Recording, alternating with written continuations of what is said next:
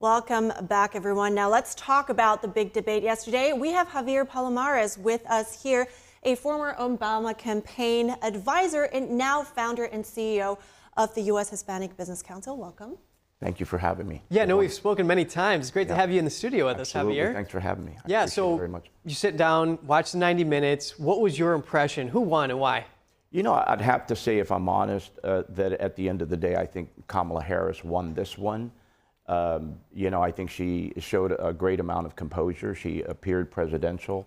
On several occasions, she was actually laughing at the camera covered her. So I think on the other end of the spectrum, you know, we saw former President Trump somewhat rattled in some instances. I would say that the first half of the debate, it was neck and neck. It was pretty tied in my mind, in my estimation. The second half of the debate, it kind of derailed into the more personal and craziness about people eating dogs and things of that nature. It was a lost opportunity, I think, for President Trump to talk about, in that particular instance, what he could have done or what he would do about immigration and immigration reform, obviously a key issue for the American electorate. It was a missed opportunity, in my opinion. And in the end, a lot of time spent on defending himself. Let's delve into a bit more detail of what you were saying, especially for Vice President Kamala Harris. Her big chance to introduce herself. What do you think was America, what were Americans really looking for here in both candidates? We can comment on both, and did they deliver? You know, I think in terms of whether Kamala Harris delivered for the undecided, the big portion of the American electorate that is yet undecided, that did not know her well enough, I think she did an admirable job of introducing herself to that portion of the electorate. Look, the people who are going to vote for Trump are going to vote for Trump regardless of what a debate goes, where the debate went. The people that are going to vote for Harris are going to do the same for her. It was that broad swath of the American electorate in the middle that was undecided. And when it comes to that, I think she did an admirable job of introducing herself. With that said, as a businessman myself, somebody who advocates on behalf of the American small business community, neither one of them did enough to talk about what they would do to help the American small business community.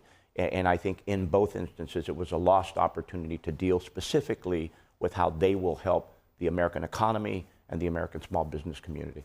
And going back to your prior point there, Javier, CNN says that Harris won, but it probably won't change the landscape of the election. You know, Harris brought the energy and she had a positive vision for the future. You can comment on that, or just economy. It's a top issue. Did these moderators not present enough opportunities for them, or did they not ask the right questions? I mean, what is it in these candidates' minds that needed to come out that didn't? Kevin, I think you're dead on point there. At the end of the day, you know, I kind of fault the moderators. I would have hoped that they would have talked a bit more or asked questions specifically about the economy, about the American small business community. Consider, again, as I always say, it's the American small business community that creates nearly 70% of new jobs. And so the reality of it is, we are the ones that are going to bring this economy back if it comes back, and yet we're under an immense amount of pressure. And so I think it was a missed opportunity all the way around. I hold ABC partially responsible for not specifically asking questions about what either one of these candidates would do. With that said, there's always an opportunity for a candidate to weave into a particular position and say, hey, listen, with that said, here's what I'm going to do for the American small business community. Neither one of them did that. I think Harris kind of covered that, you know, she had family friends who were small business owners at the very beginning of the debate, but then didn't come back to the topic of, and this is why I think the American small business community is important for the continued well-being of our nation. So since we're speaking about the moderators, let's delve into that a bit more, and just also how Harris was able to paint that picture of herself for the American people, because Trump obviously came in and tried to paint her as a radical, the status quo, and also just to give you the opportunity to also respond to something what a former guest, Brett O'Donnell, has said, that she was allowed to get away with fairly easy questions, and in general, she's allowed to get away with not taking responsibility for the last 3.5 years. So how do you think this played together, and also how she was able to paint a picture of herself? Yeah, I completely agree with your former guest, because you know, I think at the end of the day, the folks at ABC were a bit more lenient with Vice President Harris. I think they're a little bit tougher on former President Trump. But with that said, it was on former President Trump to continue to try to tie her to the track record. He did on a couple of occasions say, listen, what have you been doing for the last 3 years? And that's a critical question, right? She's applying for a job. Somebody comes to me and applies for a job. I want to know, what have you been doing for the last 3 years? Because if you're going to do X, Y, and Z in the future, the obvious question is, why haven't you done it already? And he did ask that question. But with that said, nobody pressed the issue. Nobody held her feet to the fire.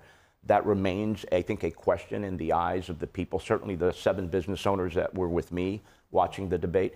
Every one of them, and they were all women, by the way, they all said, how interesting that they're not holding her feet to the fire in terms of the track record thus far. Give us a little insight into Harris's strategy and her demeanor. Was she composed? Was she witty during the debate? I mean, was she thinking on her feet? I don't know that I'd call her witty, but certainly she was composed. I mean, she knew very well that the camera would pan to her from time to time. There were a lot of instances where he was talking and her team coached her and said, listen, you can't interject. Your mic is going to be dead. But there was nothing that says that your facial expression can't express what you would have said anyway. And so her laughing at some of the points he made, I think, played very, very well. Certainly, it caught the attention of the people that were with me watching the debate.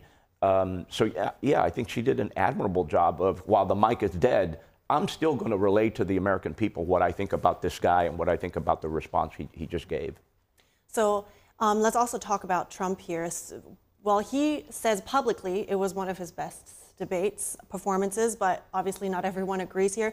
What was at stake for Trump? And if you were the Trump campaign advisor, would you advise him to take another second chance? I absolutely would say you need a second debate, and we need to talk about how you're going to quit looking backward and start talking about what you're bringing toward the future.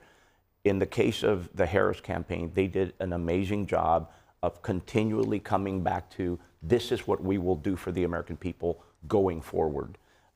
They didn't actually own any of her last 3 years worth of work, which I thought was masterful.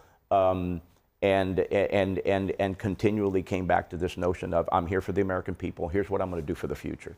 I think Donald Trump missed an opportunity to talk about what he would bring for the future and spent an inordinate amount of time looking backward, appropriately so, because I think he was trying to tie her to the track record. But at the end of the day, we get that. At some point, the American people want to know about former President Trump. What are you bringing to the table? What does the future look like with you as president? Let's tap into your business mind, Javier. Trump said that I had no inflation. Is that argument logical? I mean, we didn't have a pandemic. There weren't all the supply chain problems. There weren't 2 wars going on. There may have been another war in Afghanistan at part of that. Right. But there weren't these 2 wars in Gaza and Ukraine. I think it really depends on what side of the aisle you are on that one.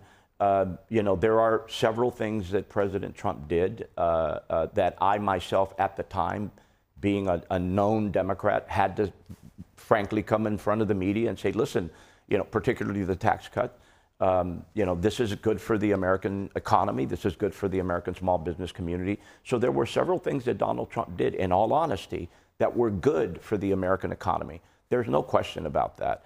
Now, how they own it and who debates, and there's so many ways to skin this cat. But at the end of the day, I think that he was good for the economy. I think he was good for the American small business community. He was certainly good on regulation and on taxes. And those are things that the American small business community certainly looks for in our elected leaders. I think that, the Harris campaign clearly sees that. And so of late, she's been talking very specifically about what she will do for the small business community. The $50,000 tax incentive, that's huge for an American small. Can you imagine making credit and financing more available to the American small business community, helping entrepreneurs get started? That's specifically what my community wants to hear. Well, former Obama campaign advisor and CEO of the U.S. Hispanic Business Council, Javier Palomarez, thanks for taking the time to come in and talk with us. Thank you guys for having me. I appreciate it.